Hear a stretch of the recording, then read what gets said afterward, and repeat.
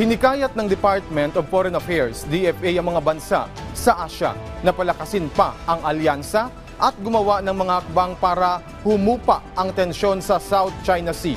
Ang pahayag ay ginawa ni DFA Secretary Enrique Manalo nang dumalo siya sa ika-28 edisyon ng Institute of Southeast Asian Studies o ICEA's Yusof Ishak Institute Forum sa Singapore. Bukod sa maritime domain awareness o epektibong pangunawa sa teritoryo sa karagatan at proteksyon sa kalikasan, dapat isaalang-alang ng mga bansa ang kaligtasan sa paglalayag at komunikasyon sa karagatan at paingisda.